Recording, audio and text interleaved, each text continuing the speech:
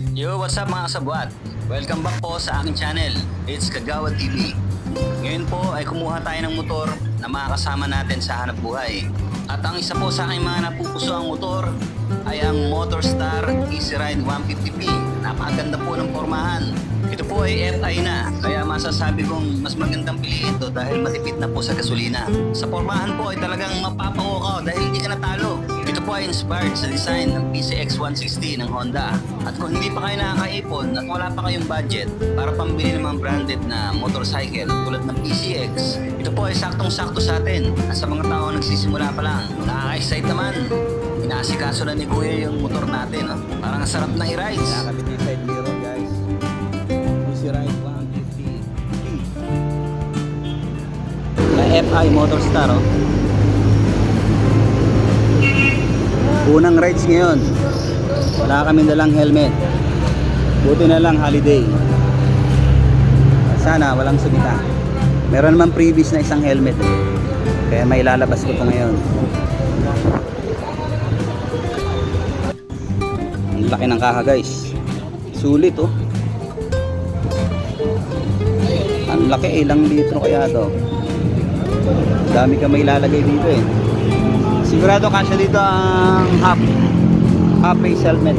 Yung full face, mga siguro medium size ka. At dahil nga nabili namin ng promo ngayon, mula 15,000 down payment, ay nakuha lang namin to ng almost 3,100. Palagay ko po ay hindi na tayo talo dito mga par. Dahil gagamitin po natin ito sa paghahanap buhay at pagra-rides. Sana po ay suportahan niyo mga par yung mga rides natin gagawin.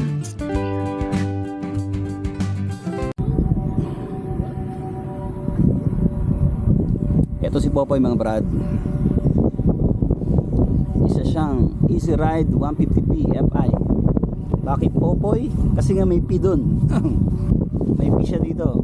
Yan, kaya Popoy ang tinawag ko sa kanya. Dati Papi yan, eh. Letter P din. Pero Popoy na ngayon. Ang ganda ng mukha niya, oh. Talagang ginaya niya yung PCX, eh. Ayos din, malakas ang hatak at mapapagkatiwalaan na sa mga biyahe. Pwedeng pamporma, pwedeng panghanap buhay. Parang wala na akong babaguhin dito, eh. Kasi pang ano ko sa kalsada talaga pag ako naglalamove.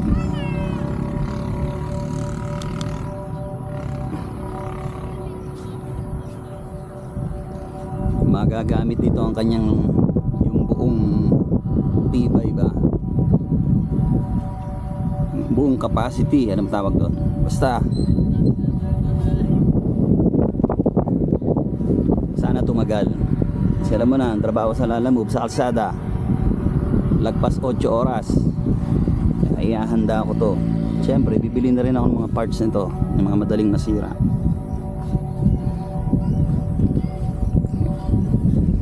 Kaya si Popoy po ang ating magiging kasama ngayon sa kalsada. Siya ang magiging kasangga natin ngayon.